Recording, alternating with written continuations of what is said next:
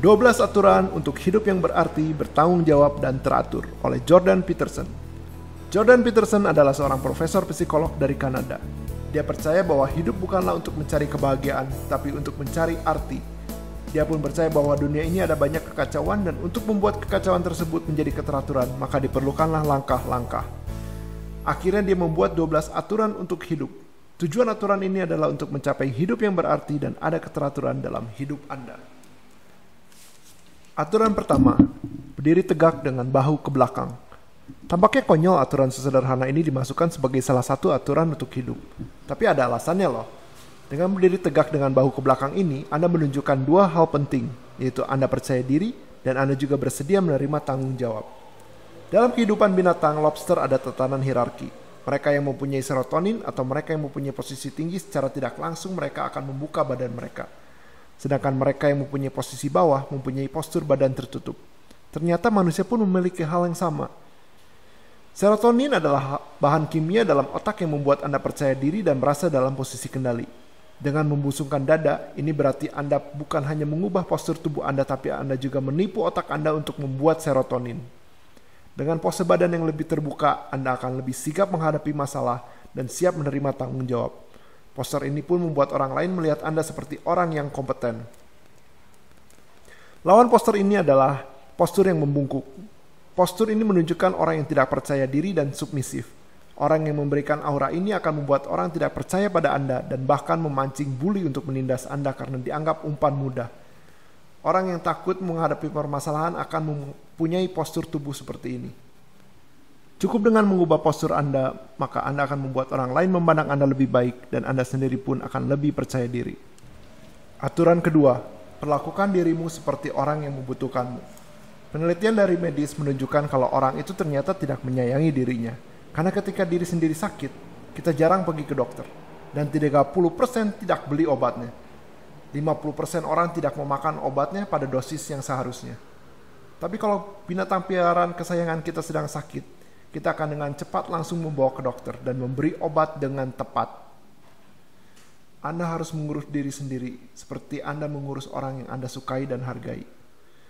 Jadi Anda harus pikirkan apa yang Anda butuhkan, bukan sesuatu yang Anda inginkan. Juga bukan sesuatu yang mungkin bikin Anda bahagia. Memberi permen ke anak kecil akan membuat anak itu bahagia. Tapi itu bukan yang anak itu butuhkan. Anak tersebut butuh pendidikan, kasih sayang, dan bukanlah permen.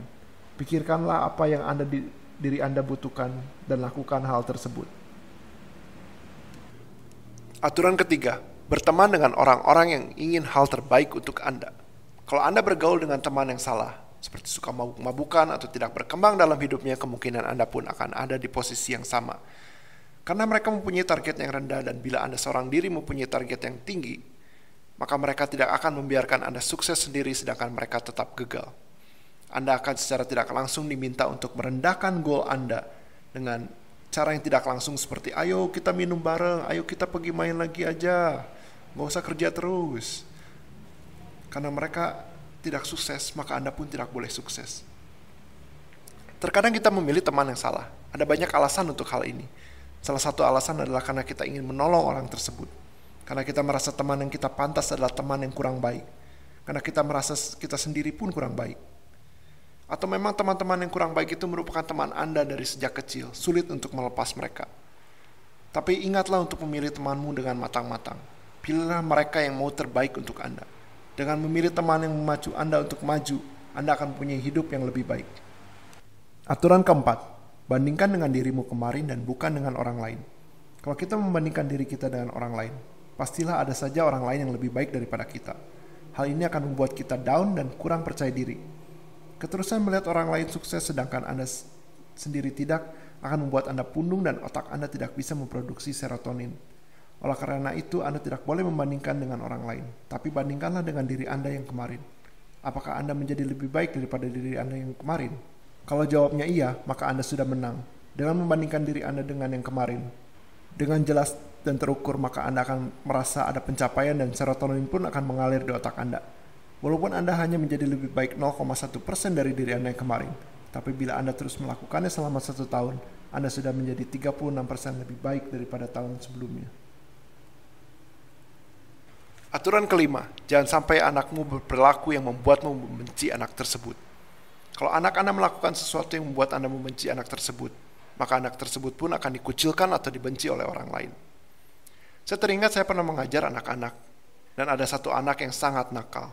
Dia meludah pengajar lain dan bahkan melempar gunting hampir mengenai mata sang pengajar. Ibu anak tersebut ada di kelas tersebut dan tidak melakukan apa-apa. Anak yang dibiarkan nakal akan tidak bisa bersosialisasi. Dia akan tumbuh menjadi terasingkan dan kemungkinan besar akan marah kepada dunia. Ini akan menjadi bibit kekacauan dalam dunia.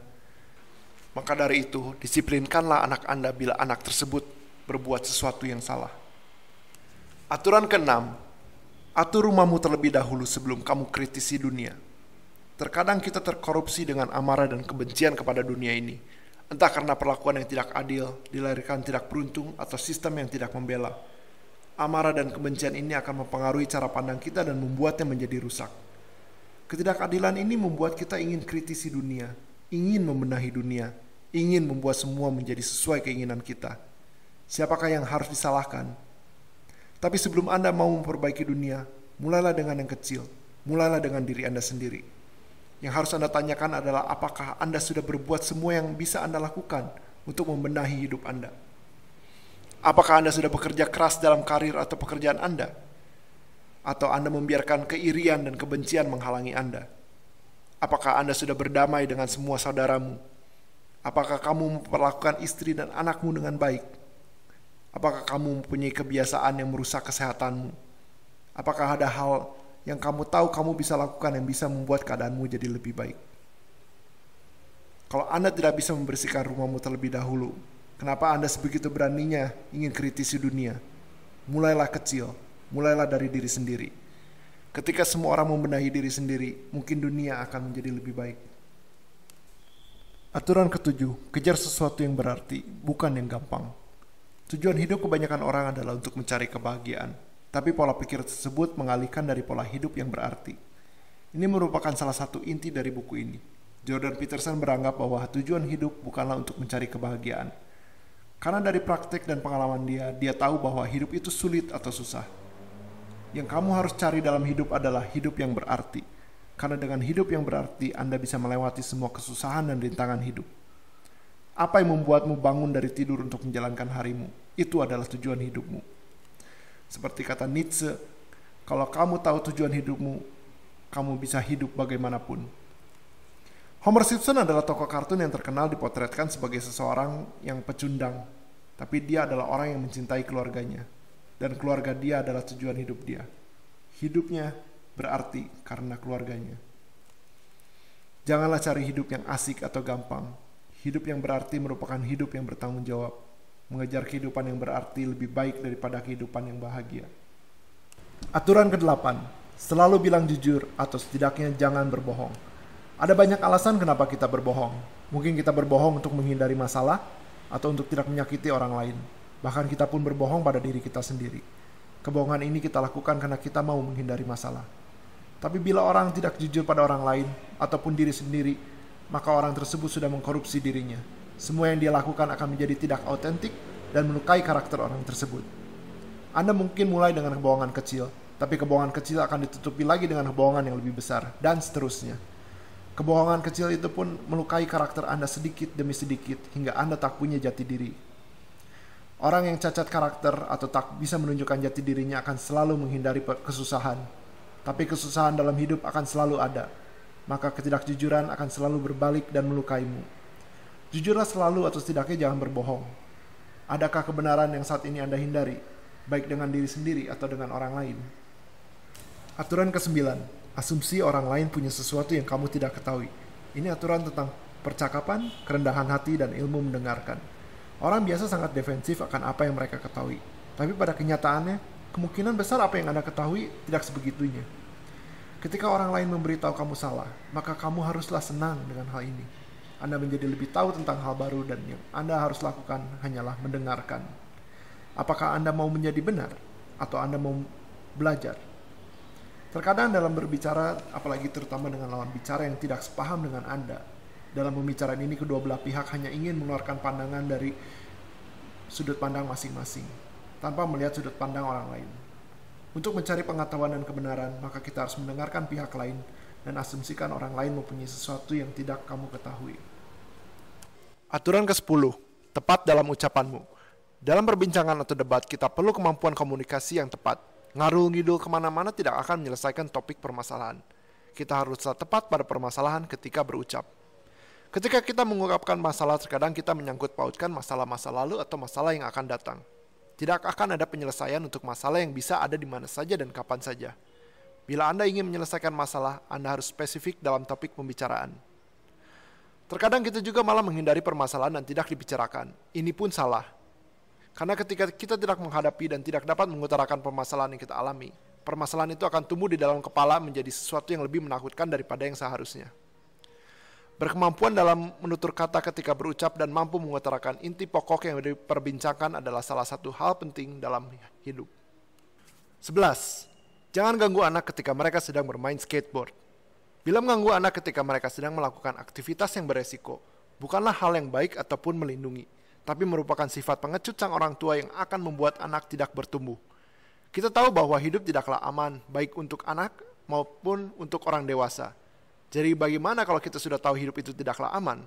Daripada bersembunyi dan ketakutan, kita haruslah mendorong orang untuk maju dan mengambil resiko hidup. Hanya dengan mengambil resiko kita dapat menjadi lebih dewasa. Inti aturan ini adalah jangan takut mengambil resiko. Karena dengan mengambil resiko, Anda akan lebih sadar akan dunia yang nyata. Dengan membukakan mata di usia dini, maka Anda akan lebih mudah beradaptasi dengan kerasnya dunia. Jangan memandang dunia haruslah aman, tapi pandanglah dunia sebagai petualangan. Aturan ke-12, eluslah kucing kalau bertemu di tengah jalan. Jordan Peterson menulis aturan ini ketika anaknya yang mempunyai kelainan sistem imun mengalami komplikasi. Dia mengalami masa gelap dan cobaan dalam waktu ini. Ini adalah waktu krisis di mana dia tak bisa berpikir dan tak bisa memandang masa depan. Lalu kucing tetangga dia lewat dan minta dielus. Itu membuat dia dari kondisi yang panik dan tak bisa berpikir fokus ke mengelus kucing tersebut. Ketika dalam cobaan hidup, pendekkanlah cara pandang Anda ke masa sekarang. 1 jam dari sekarang, ataupun detik ini. Lihatlah sekitar Anda dan bernafaslah. Aturan ke-12 ini adalah supaya orang sadar akan keindahan dunia di tengah-tengah krisis dan kekacauan yang mungkin sedang Anda alami. Hargai dan nikmati hal kecil dalam hidup ini. Itulah 12 aturan untuk hidup oleh Jordan Peterson. Aturan mana yang paling kalian sukai? Kalau Anda suka ringkasan buku ini, harap kasih like dan subscribe-nya ya.